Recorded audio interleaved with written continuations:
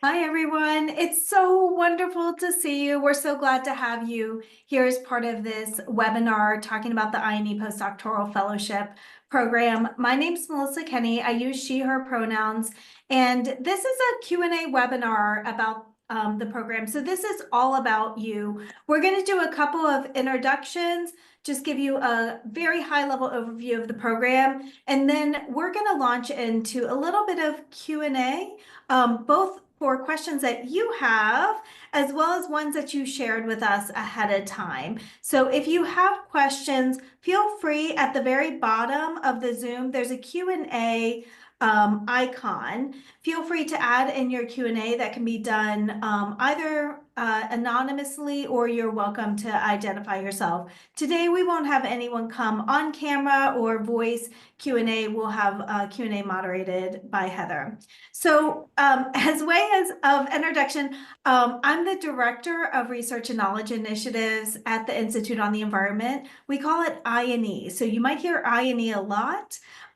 I'm also an environmental decision support scientist. So I focus a lot on the processes of engagement between those of us in academia, as well as those who have expertise outside of higher education, and how we can work together to develop tools, forecasts, indicators, models, scenarios that really help to make very complex environmental decisions in the public and private sector.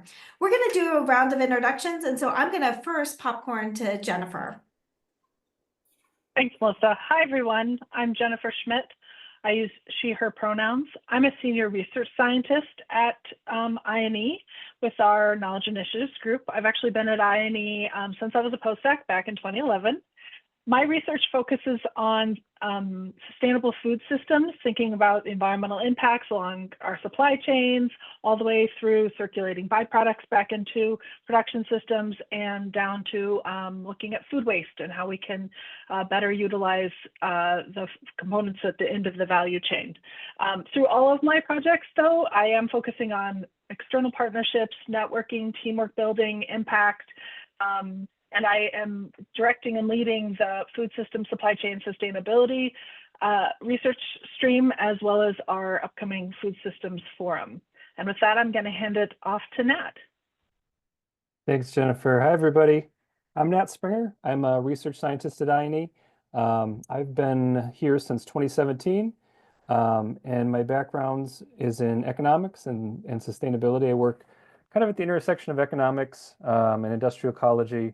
I do a lot of work on agriculture and energy. I work with Jennifer on the Foods Cube project, doing a lot of optimization modeling and supply network data pieces, and also do projects looking at things like agrivoltaics and sustainable finance. And yeah, thanks for joining today. Look forward to your questions. I'll pass it to Deepak. Thank you, Nat. I'm Deepak Ray. I'm a senior research scientist in global landscapes, and I conduct research on local to global scale food security. To do these kinds of analysis, I build high resolution crop statistics database, and that then enables me to investigate questions related to crop productivity trends and the impact of, say, or the relationship of weather and crop yield relationships. And through such findings, I essentially want to contribute to the debate in which we can have world food security and a livable planet. And I will hand it back to Heather. Thank you, Deepak. Thank you to all of our PIs, and thank you to all of our participants. We're so glad to have you here today. I'm the coordinator for the IonE Postdoctoral Fellowship program, and I'm supporting this application process. So I'm going to be moderating today and trying to get as many of the questions in off of the Q&A box into the conversation. If for any reason you need to leave early because you are here in the middle of the night, please do take care of yourself.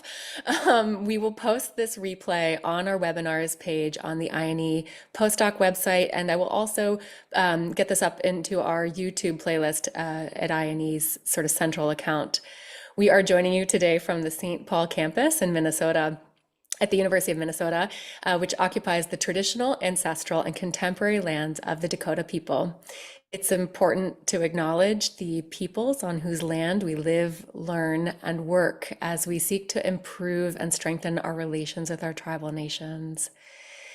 Melissa, will you please talk to us about the program? Uh, And maybe before you do, I'll just say a lot of the questions that we got are answered in our frequently asked questions. So you may want to pull up the website. I'll put it in the chat, but you may want to look at what we've got written there as well in case some of those answer your questions. Melissa, talk to us about the program in short, since this is reiterated in other No, places this is, too. and I know that a lot of you have had an opportunity to look at the IonE Postdoctoral Fellowship. And for those of you that haven't, it's a pretty unique postdoc fellowship. We have about 20 postdocs that are at IonE. So the majority reside in residence here at the St. Paul campus, where IonE is located. We do have a subset of postdocs who are just as part of our team who work remotely from home locations within the US. People do have to be US based in order to be part of this fellowship program.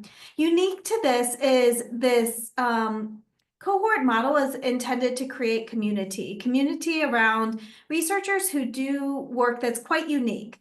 Researchers who are interdisciplinary, team focused, who are doing community engaged scholarship, who are really focused on the societal impact that their work will have well beyond our academic walls, and who really want to lead in different professional spaces, more sustainable transition for our future, both for people and the planet. And so if that sounds like someone like that, or that's you, we're really excited to have people who are solutions oriented, who aren't just looking at how we can better define the problem, but can be thinking quite innovatively about how we develop pragmatic and also incredibly ambitious solutions for the challenges that we're facing. And that's because we believe deeply that the future is not yet set in stone. We actually create that future, and we create that future through the decisions we make, and the scientific work that we do is critical to helping to carve that stone. So that means that we're within IonE, we don't do academia as usual. Some of the folks that you see here who are the mentors of the projects, but not the only mentors of the projects, are we're career scientists. We've been really thinking about redefining the way that research can really be in service of society. And we do that in really different ways. We have different superpowers, but I think what really defines us and defines a lot of the postdocs who choose to be part of this program is we're pretty entrepreneurial, and we think very creatively about what the future can be, the different research methods that we can use to address these challenges. And we really draw on a community of scholars, recognizing that solutions aren't done in isolation. The best solutions that we can develop, the most robust science we can do, is done in collaboration, where we can honor and incorporate very diverse knowledge systems across the disciplines, but also incorporating non-Western knowledge systems into the way that we think about our work. So with that, maybe what we can do is turn to our Q&A and a little bit about what we're going to do today. Jennifer, do you want to introduce how we're going to spend our time? Yep, sure. So the goal of this webinar is to give you all a space to ask your questions about the application process or about the fellowship itself. As Melissa's kind of alluded to, we're all IonE researchers and principal investigators, or PIs, for many of the postdoctoral fellowship projects that are listed on the website. Because we have a large number of attendees, please take the time here at the beginning of the webinar to add your question to the Q&A box. That's going to help us do our best to respond to as many of the questions as possible. And we did receive a few in advance. Thank you for those. We are going to stop at the top of the hour. So if at any reason you don't get your question answered, or it's not answered in our FAQs online, please send us an email. Heather's going to put the email address in the chat for you all, but it's IonE Research @umn.edu with a dash between INE and research. And we're going to get back to you if you email that. And again, if you haven't already looked at our FAQs, which again, I know Heather's already put the link and we'll put it in again, please do. We have been trying to continue and curate to that FAQ list to answer as many questions as we can. Okay, so with that, Heather, can you get us started with the first question?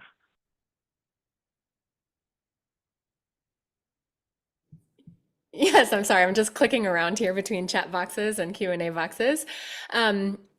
Yes, we had a number of questions about how to create a strong application. So if you haven't already watched the replay of our first PI conversation that's on the webinars page, I'll put that in the chat here. Please take that time and do that. Part of that conversation, we talk about how to create a strong application. Melissa, tell us what our top 3 tips are for our applicants. Well, maybe I can start, and by sharing with others, we can get to 3 to 5 really great tips. I think the one biggest tip I have is that in the applications, we really want to see who you are. We are really excited to welcome you. We don't want to welcome AIs. We don't want to welcome a facade. And we want you to be thoughtful and honest about both what you've done, but where you want to grow. We don't expect that what you have done historically is exactly perfectly aligned with the postdoc projects that we've identified. But if you're able to help us connect the dots between your skills and what you want to become and how this postdoc will be a really important transition and milestone to getting there, that really helps us to understand a little bit more about you. So I guess in a nutshell, be specific and show us your voice. Nat, can I turn to you maybe next, and we Sure. can just pass this around? Yeah, that'd be great. Yeah, no, that's great. And I think one thing that I feel like we're always looking for too, you know, the work we all do is different, but it's all rooted kind of in change and impact and trying to think about how to make the world more sustainable. So, I mean, reading what Melissa said, I mean, you have specific research that has done this, but I think if you can really describe what comes through and what impact you want to have and what that means in terms of sustainability, kind of from a professional lens, I think, and from a research lens, that really comes through. I mean, the knowledge that you generate that is specific to how you see the world and how you can make it more sustainable. I think being genuine and really answering that from a sustainability professional perspective is helpful. I think being a little too general in that sense isn't helpful. I think we all know what sustainability is, but what is sustainability to you, and how are you going to achieve that? That really makes a big difference, and we really appreciate strong and thoughtful answers in that space. Does Jennifer, maybe you want to say anything else on that? Yeah, sure. Oftentimes we talk about at IonE and NKI about the what and the how, and we're really evaluating you on both of those. So what you do in relation to the projects we have, do you have the Python skills that we're looking for? Do you have the GIS skills or the social science, survey instrument skills that we're looking for?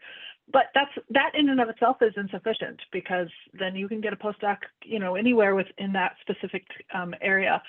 We're combining that with the how you go about that. Are you doing engaged scholarship? Are you working on focusing on the impact, the solutions in this space? Are you working on interdisciplinary teams? And while we want to see both the what and the how, we actually don't always have to have both of them be like a student what and hows.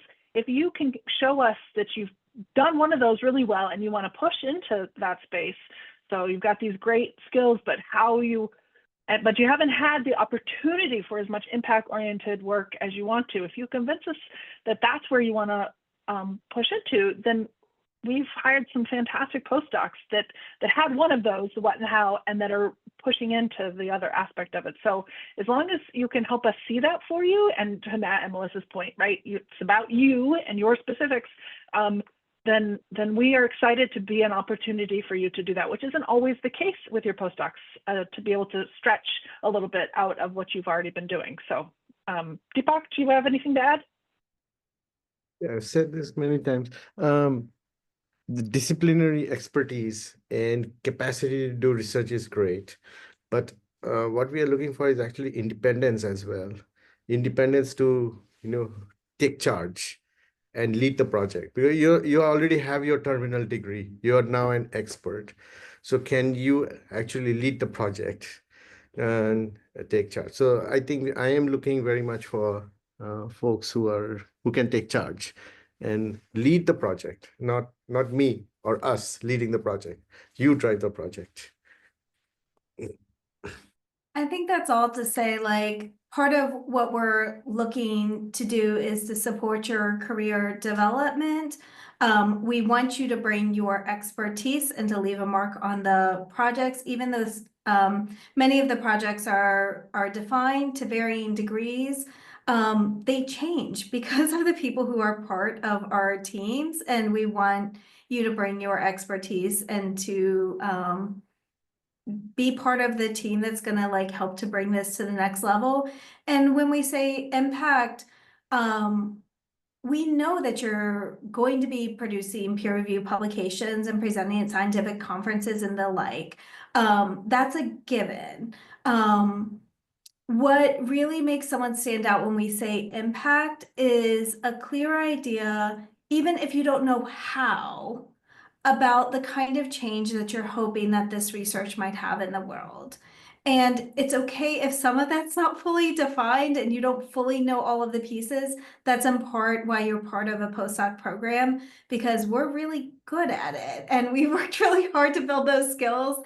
And we're really excited to share that and for you to be part of a community that is building those skills and is also really good at it in different ways. Thank you. May I transition to what we received? Okay. Okay. Give me 1 second to orient myself. Apologize. We had one question about what does the application contain? I'm going to put this into the chat. We have a general description of what is asked for, and we also have actual screenshots of the application in the FAQ as well. So maybe Jennifer, if you can, oh, actually, I've got it right here. It's in the chat. The next question is, what do you mean by impact product? Jennifer, could you answer this one? Yeah. Oh, and actually, sorry, forgive me. I put it in the chat, but I should probably say, for somebody who might not be reading the chat, what are we asking for in the application as well? So we are asking for a CV. We're asking for 3 short essay questions, a dissertation abstract, 3 to 4 references, and you're going to have the opportunity to include impact products. With the 3 to 4 references, we just want the contact information. We will contact them if you advance to the final round. Sorry to interrupt you, Jennifer. If you could explain impact products now, it would be great. Yeah, no, of course. So when we talk about impact products, again, to Melissa's point, we are looking for the academic publications, but we're also interested in those already have a place in your CV, like where you list them or where you list your conferences. We're looking for the other things that may be more atypical. So non-academic publications, policy memos, outreach, other professional products or outcomes. So it can be any kind of non-peer-reviewed product, like a documentary or some art. It can be data, like data sets or a GitHub repository, or standardized coding or software documentation of that coding. It can be op-eds, it can be survey instruments. The idea is helping us see the breadth of the ways that you engage with your research outside of the traditional academic channels. And I want to clarify, especially if you paid attention last year to this year. So we're not asking you to upload a particular impact product. What we're asking is in your CV, add that as a line, impact products, if relevant to you, if you've got stuff to list, put them in there. And then if you have links to any of those, let's say it's a website or a YouTube video, you can put a hyperlink in your CV to those particular impact products. And if you need to, you can just create a Google Doc and paste them in there if you don't have hyperlinks, like a web landing page for them otherwise. But being able to share them within the CV context is how we'd like to see them this year.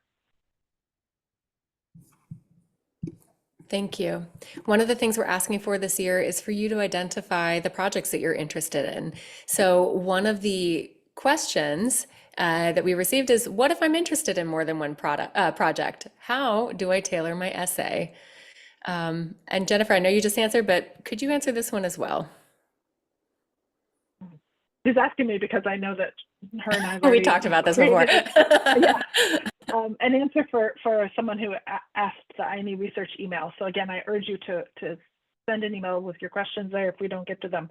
I think what is important is that you help us see why, with at least one particular project, you spend some time, like why that project is for you, like how you make those connections. But we don't want you to ignore all the others. And so if there's one you feel really strongly about, like I, tailor 80% of the language to that one and 20% to the other two. If it's kind of even, just try and give us, key highlights about what it is with that project and you and your skill specifically, like that only you could write, why you're connected and interested in that project. And I know that's a lot to ask within the 250 words I believe we give you. But we will read 300 words, just don't make it 500. And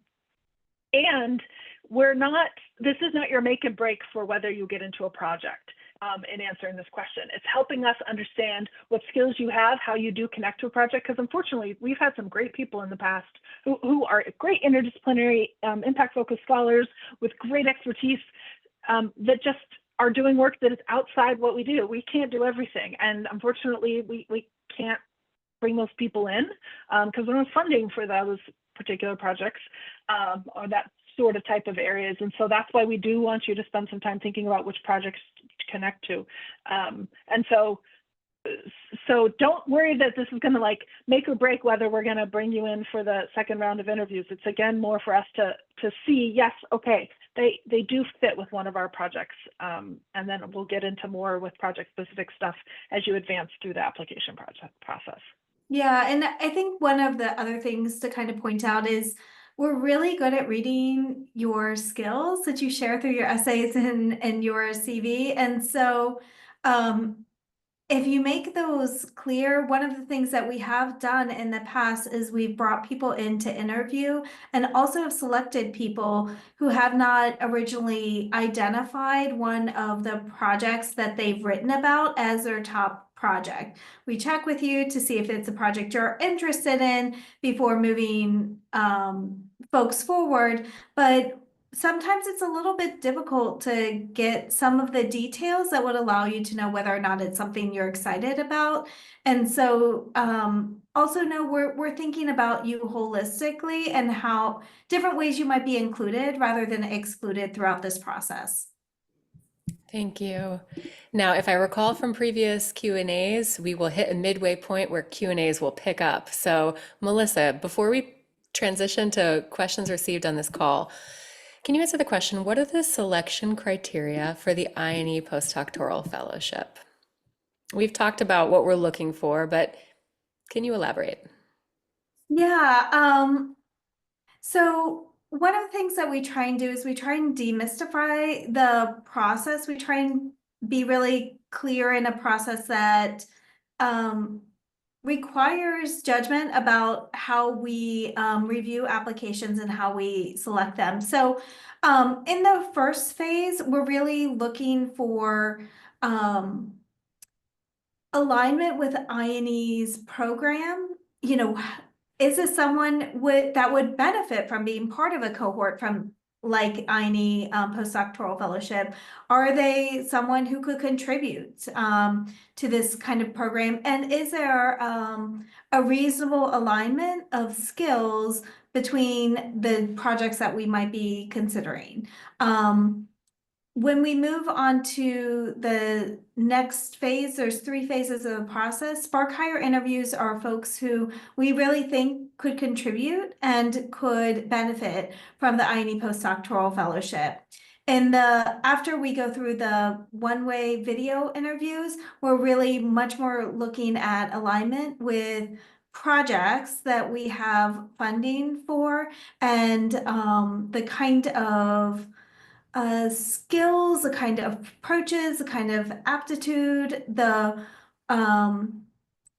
what you would bring to those specific projects. And so the criteria to evaluate that is determined a bit on a project by project basis, because what someone's looking for if they need Python skills might be different than if I'm looking for someone who could engage and develop relationships with environmental justice communities.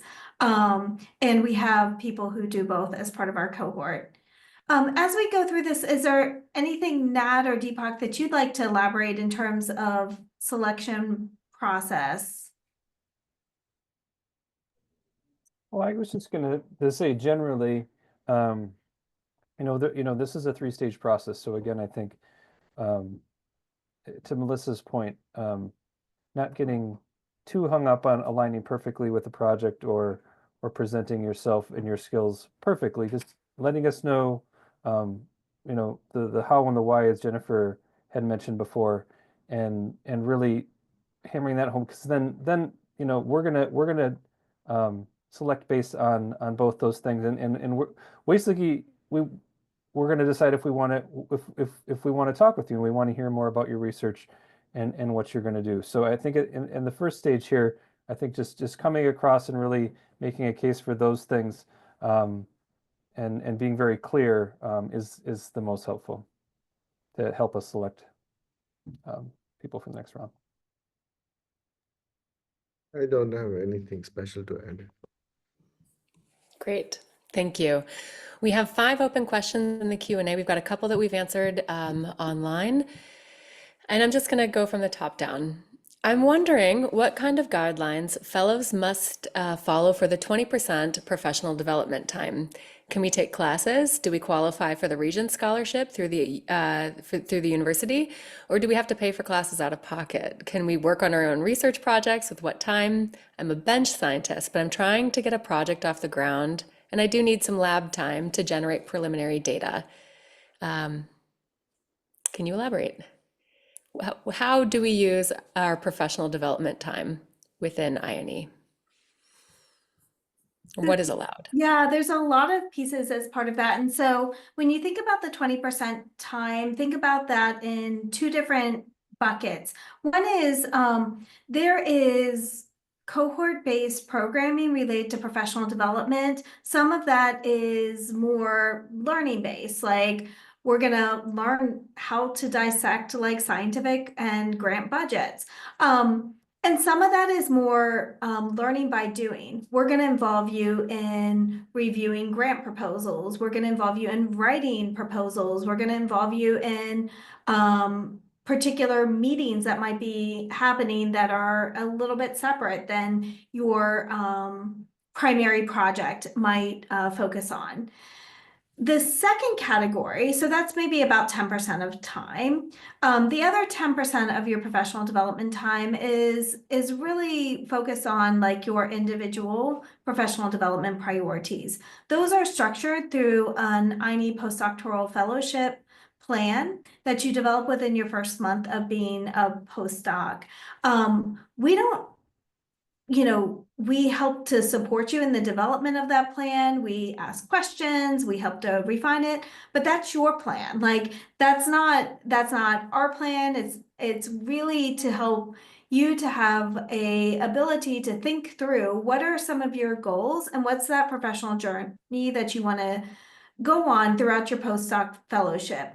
The reason why we ask you to share it with us is so that we can support you in that. For some of that might be like cheerleading and like celebrating those like micro wins that happen in like a long scientific journey. And some of it might be connecting you with people in our network, ensuring that you have like dedicated time during a particular period of time where you're going to be focused on a professional development priority and other things. So that's one of the things that we do as part of this process. And a typical like postdoc professional development journey on an individual's for an individual, it's unique, but it oftentimes looks like something like, I'm going to spend 6 to 9 months wrapping up various peer-reviewed publications, working on some of these side projects, and getting to know my team members, building relationships, building this new network, and building some new skills, some things that I need to skill up on in order to be successful. That middle portion is usually focused around some priority that people have. Sometimes that's they want to take a class and they want to develop this new skill that's going to make them competitive for industry. They might want to do informational interviews for people in particular job sectors. They might want to build out a small side project with a couple of other postdocs to just kind of like work on something. So it looks really different for each postdoc. And then that last portion, which is on the order of like 6 to 9 months, just depending on whether people are on academic job markets, exactly what their timeline is usually a pretty active focus on job searching and setting up for their next professional steps. And again, we're supporting you through all of those stages, both either by cheering you on or by deliberately supporting you through connections in ways that are meaningful for you to be successful in that plan. Are you able to answer the specific question if they qualify for Regent scholarships through UMN? Do we know this? I am not sure. I think like most of the postdocs have audited classes because you have a PhD, and so like course credit doesn't mean as much, and Regent scholarship is really to get course credit. But specifics on that are ones where if it's really important, send us an email and we'll find out about postdoc eligibility for that. Thank you. One question that I think you already answered, Jennifer, earlier. Can a potential candidate who has no GIS skills but has strong quantitative background learn GIS skills? Deepak, maybe, do you have anything to add to that? If the project already requires GIS skills, then you have to hit the ground running. So you can improve on it. So learning is an endless process. So of course, you improve on we have USpatial, and you can work with folks at USpatial which is a unit under the Research and Innovation Office, that is the Vice President's office. We are one unit and USpatial is another unit. And they are experts over there. They really understand GIS. Besides that, we have many folks already who are very good in GIS. So you can update your skills in GIS from that aspect. But if the project requires GIS, then yeah, you need to have the disciplinary expertise. It's a given. We expect you to already have the expertise. Then further directions is what is IonE. New directions. Another example of that too, Deepak, because we've, another good example is we've had postdocs who've come on without any particular life cycle assessment experiments, for instance. And if it's a project where we're doing that, then to Deepak's point, well, no, like we need someone who has that experience. But if it's another project that's associated, maybe we're doing a little bit of life cycle assessment and it's not the main skill, then yes, we've had people take virtual courses and things like that, or audit a course here to learn that skill here. So it's to Deepak's point, I think it really is project dependent and what you're hired to do. But that being said, from a professional development side, yes, there's definitely room to build that into your professional development plan if that's something you want to do. We have resources and skills here that align, and we're happy to work with you to develop that. But again, it is project specific, and we to Deepak's point, for particular projects, we want skills that align with the project deliverables. In a lot of cases, that means having those skills when you come. Thank you. To our participants online, if you haven't opened the Q&A box, I encourage you to do so. We've got about 5 questions that have been answered through written format, and we've got a few more. So if you have a question brewing, it's a good time to put it into the chat, into the Q&A box. How is a top candidate defined when determining the possibility of remote work? I'll need to be remote due to family circumstances, but is it appropriate to communicate this in the application? So one of the things you'll see online is preference. We are giving priority to candidates who are able to be in person. But Melissa, maybe you can talk to us about this. Yeah, we have a subset of IonE postdoctoral fellows who are remote, and they're remote for various reasons. It's not uncommon for family considerations to be one of the important reasons why someone couldn't relocate. When we think about top candidates, it's really for if we had someone with exact same dossiers and the only difference was one candidate could be in person and one candidate could only be remote, there would be preference given to the person who could be in person because of the value we place in having a robust IonE community who is here in our building. It's a really nice space. And so there may be a couple of projects where it specifically details like you must reside in Minnesota because of the nature of the work.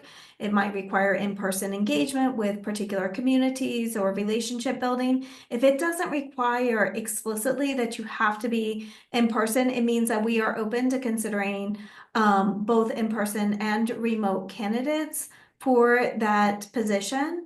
And we don't really make determinations of, whether or not to hire someone until we get to that final stage and we have, for example, like two truly equal candidates, and that's where a preference would come in.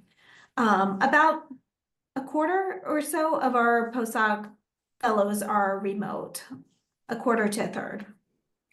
Melissa, can you make the distinction? Is it appropriate to communicate their status in the application, or should they wait until they progress? We actually asked for it. I think we asked whether or not you would be in person, remote, or if you're unsure. Yeah, we do, but I guess clarifying upon any reasons for wanting to be remote, is that something you'd like to see in an application, or? You don't need to describe why. I think one of the things is like, please be honest about whether or not you plan to be in person or remote. And if you don't know, if you can give just like a one sentence reason why you might not be sure. Like, and it might be because there's, you're considering a wide range of opportunities and you're not sure, how things are going to work out with a spousal hire. Like, we all have families, like, we get it. Like, and you're not judged like negatively because of those reasons. It's helpful to get a sense of like, whether or not you are a candidate who would be in person or remote, and we might ask for clarification about that at a later stage of the process if it is unclear for your particular application. I will emphasize, like, you do have to live in the US. You can't live outside of the US and be hired as a remote postdoc. Thank you. That's Okay, actually an important distinction. Yeah, go ahead. Because you actually cannot in the application give a reason for why you're unsure. So just click unsure, and to Melissa's point, we will be asking for clarification later on, but as someone who's organizing and leading the review process, we're not reviewing, there's no rubric or marking about whether or not the people are, or your particular application is going to be a remote or not. Like, it's not a factor unless, to Melissa's point, the project description says must be in person. And to that point of being US based, if you have a question about your visa and how to answer that, give the answer that makes the most sense and the check boxes, and then we're going to ask you to find out what would be needed for visa application next steps so that if you do advance, that we have an idea of the administrative load on our end as we walk through those steps of getting to an offer phase. So if you aren't sure, if you don't see what you need on that application, you feel free to email us and we can clarify. But mostly what we're looking for is an idea of, if we are going to hire you, what do we need to be prepared to do on our end administratively? And just to clarify, because we do get a number of these kinds of questions, we do expect for candidates to fully use OPT visas before we would apply for J1 or H1B visas. And the application of J1 or H1B visas or other visa types is dependent on recommendations of our international office and your particular situation. It's set up really differently for every single person, so there's not a one size fits all. Other than I can say, if you have OPT status, then there's an expectation that you would fully deploy the OPT status first. Great. Thank you. Now, as we're answering, I want to make sure that we hear from all the PIs. So if you haven't spoken as much, I encourage you please to do speak up. I have contributed to various environmental projects so far. What would be the best approach to write the dissertation abstract research summary? Is there any preferred page limit for that?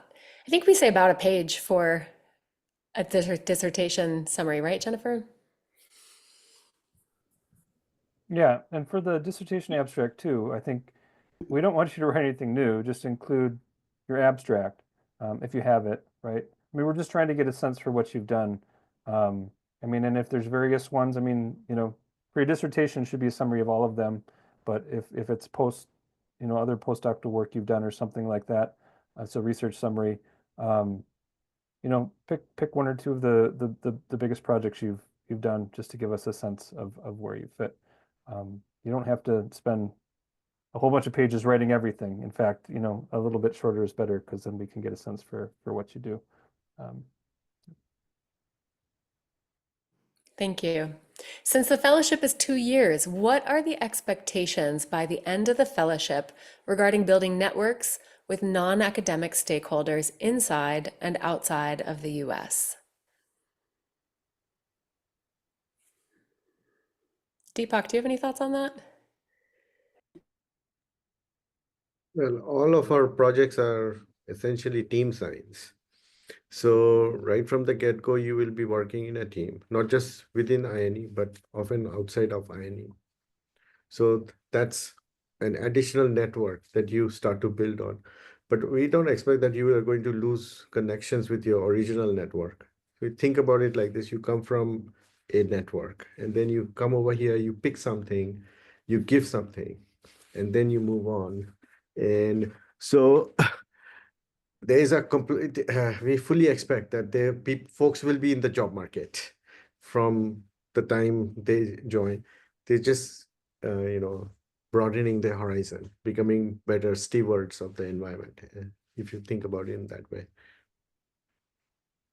Can I add to that? I mean, the expectation is that you will lead what you want. So if you want to leave with a greatly expanded network, we have connections to help facilitate that. And that's part of that professional development plan that Melissa mentioned that you work on when you get here to talk about, this is what I want out of my professional development. If you are a little more focused on the kind of back-end software data side, and you're like, yeah, I mean, I am part of the team, I'm going to connect with the people in INE and INE's community because that's what we all do, but you're not interested in becoming connected to Minnesota government officials or to private companies working in sustainability or whatever the other networks are, that's okay too. It's you communicating your desires and helping us create the program that best fits you in that kind of way. Thank you. Can you provide more information about relocating to the St. Paul, Minneapolis area? For example, when would I be required to be on site? And what resources are there for housing recommendations, et cetera? We do have some moving allowances, depending on how far you're coming from. That's in the FAQs as well, the specifics. And if you are offered a position, we send you resources for that kind of assistance and orienting yourself to the area.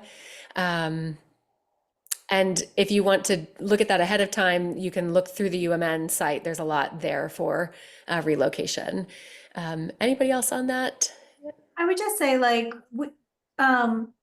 I moved to Minneapolis. I don't have family here. I really love it here. And I think one of the things that IonE does is we try and help you to become part of the community as quickly as possible. So before you arrive, we try and connect you with people who can help you to navigate different housing options. People have done lots of different things for people who plan to be here for a while and might have a, certain family situation. They've bought houses or they've rented houses. Some people have, rented apartments. Some people live on the on-campus housing that's right close to campus. It's incredibly affordable and it's got a really great community, especially for scholars who are both domestic and international. And so,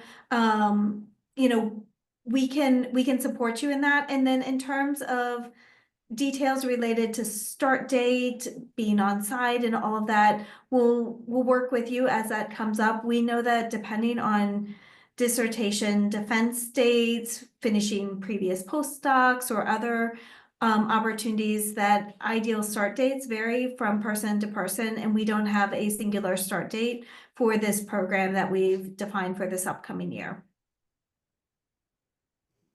Thank you. We have a couple left in the box, Q&A box. If you've got a question, now is the time to get it into the Q&A box. No question is too small. We'll try to get to it. If I want to teach an undergraduate course as a preparation for future academic position, will the fellowship provide any teaching opportunity? Yeah. Please. Yeah, so just quickly, a few things like your individual postdoc professional development plan, if teaching is one of your goals, identify that. That really helps us. We've had some postdocs who have chosen to teach modules or to develop like a guest lecture in classes. We've had a number of postdocs who mentor undergrad research assistants and support the development of like a scaffolded process for them to learn a research technique and get experience mentoring that undergrad student as part of a project.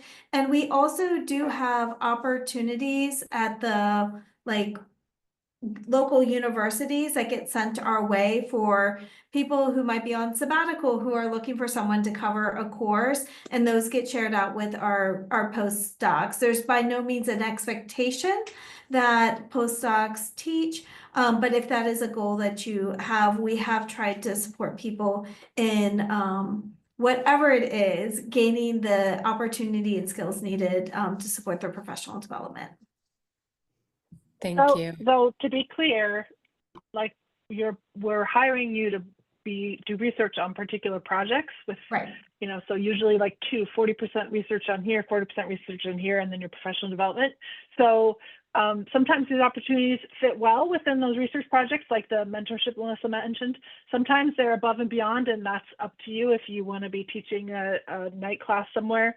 So I just want to, if you need that piece for your perfect application to a university position, it's not going to be likely the best opportunity for you. But if you want that as part of this bigger package of the different type of postdoc that we're offering, then I think the opportunity is there to find something. So I just wanted to clarify that a little bit. Thank you. Will we have access to these chat questions and the responses offline? That's actually a good question, and I don't remember the webinar function. If we can export this. What we try and do is we try and make sure that the FAQ is updated, and if there's any novel questions that aren't embedded in an already existing FAQ, we'll update the FAQ to include that. We do put the recording of this, and so many of the Q&As have been included as part of this conversation. Thank you for that. Will rejection notices be sent out the same day? I believe in the workflow, all notifications go out on the same day, and I think that is February 14th for the next round, advancing to video interviews. So semifinalists will be notified that day. I would like to go off script slightly. In our in our first webinar that we pre-recorded, we talked about things like what is team science and why IonE and what makes this cool and different. But I'd kind of like to revisit this idea of team science and hear from the PIs, what is this? And it's part project. We part interdisciplinary work on projects, and part of it is a culture of collaboration. So does anybody have anything to say about the work culture here that maybe we've touched upon before, but could expand upon here?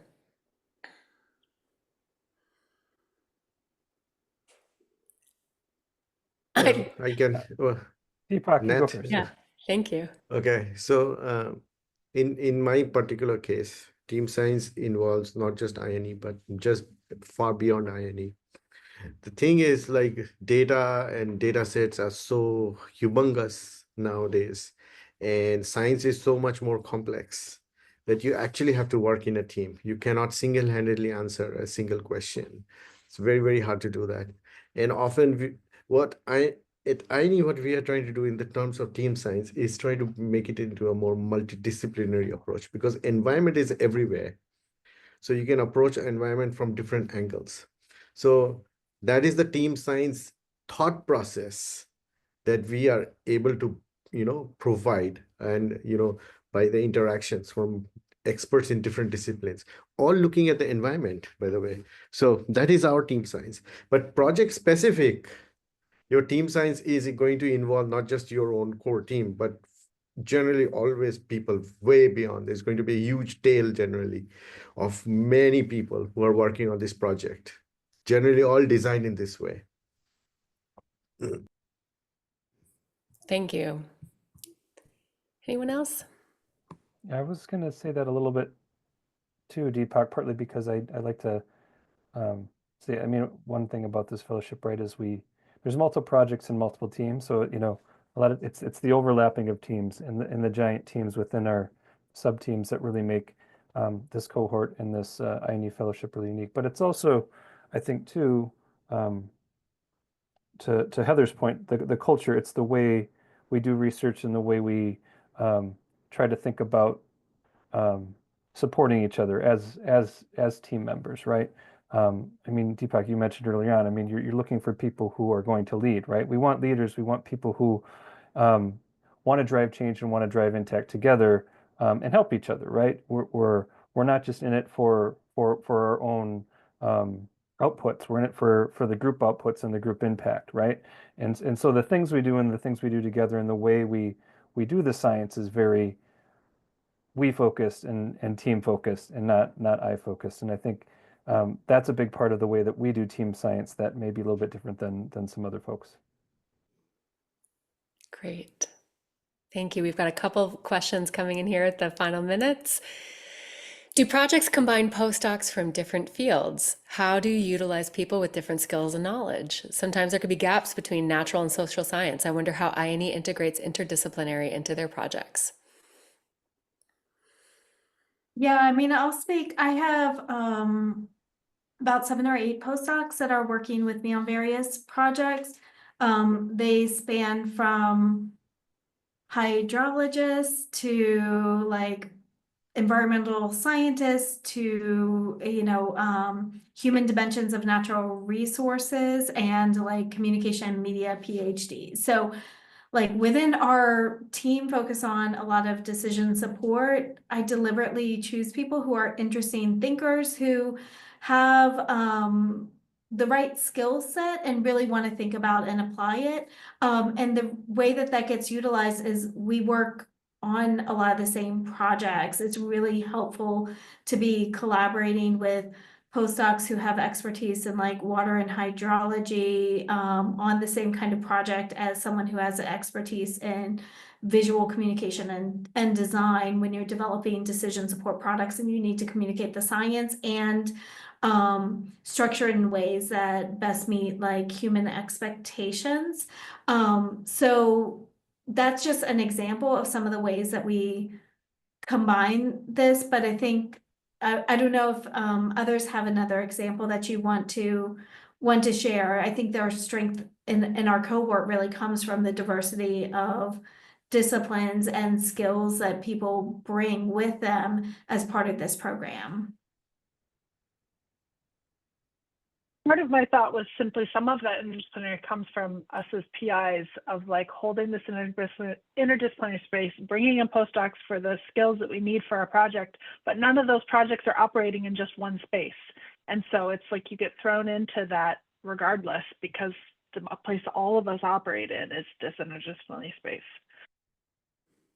So I quite enjoy working, for instance, with an astrophysicist who does coding that I know nothing about that, but it's so much fun for me to work with him, and we're both forced to become even more interdisciplinary because we've brought him on the project for particular Python coding reasons.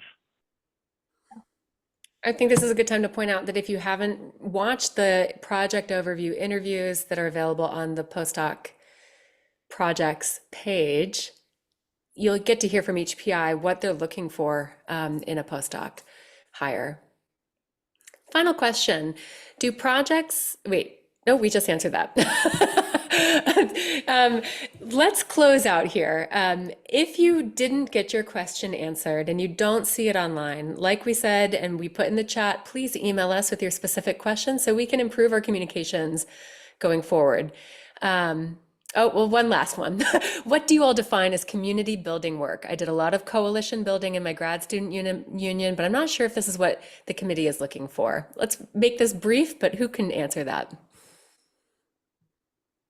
I would say you probably have a lot of the relevant skills related to network building and thinking about alignment toward shared goals or how you can work with diverse groups of people towards like a priority.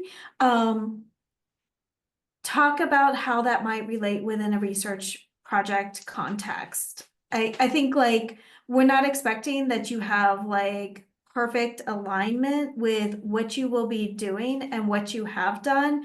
Talk about how the things that you have done, how they link to the things that you anticipate you will be doing and how those skills map. I anticipate that there's probably some people who might not draw those connections unless you draw them for us. And we work in spaces because we are inherently interdisciplinary. All of us have research degrees that are interdisciplinary. I'm water quality and decision science. Nat's in industrial ecology, which is inherently an interdisciplinary field. Jennifer's like working in food systems, but has a PhD in like conservation biology. And Deepak has a PhD in atmospheric science and works in like landscape scale data development globally for crop systems. And so we all know how you can take, you know, a robust set of skills and transform it into answering really difficult questions in completely different fields. Make those dots for us because it helps us to see how you see those connections. And it also sometimes elucidates things that we might not have seen or drawn connections to in ways that really make your application stand out. Thank you. 30 seconds each from each of our PIs. Final words. Up to 30 seconds. What are your final words you'd like to communicate to our guests here today? I guess, we're excited to hear from you, and we're excited to hear your unique journey and take on sustainability research. I think I always look forward to this stage in the process because we get to hear from you for the first time, and we really look forward to seeing all the wonderful work everyone's doing. I think we already spoke, like try to show yourself, like let us understand you. And one of the reasons is um, there are often like projects in the pipeline. They are in development, funding in different stages. You don't know actually all these things. This is behind the scenes. And when you are honest and open and show your skills to us, and we understand you, as things develop, we can make adjustments. So remember that. So be honest and try to show yourself your skills and where you want to go. So your skills and your passion and enthusiasm. I mean, that comes out in the applications and excites us to get to know you more in the next rounds of the application process. And we're so grateful for the time that we know you'll spend putting together your application. It matters. We hope that it's valuable in multiple ways to you. And you can trust that we'll be spending a lot of time thinking about each one of you and ways that we can include you as part of the next stage of the process. Each application gets at least 30 minutes of time from multiple people, spending time dedicated to really thinking about how you have unique skills that might be relevant to this postdoctoral fellowship. So thank you for the time that you'll spend applying to this program. Thank you all. Let's wave goodbye, say goodbye, and we'll see you next time. We look forward to receiving your application. Bye-bye. Thank you so much. Good to see you Bye. all. Bye.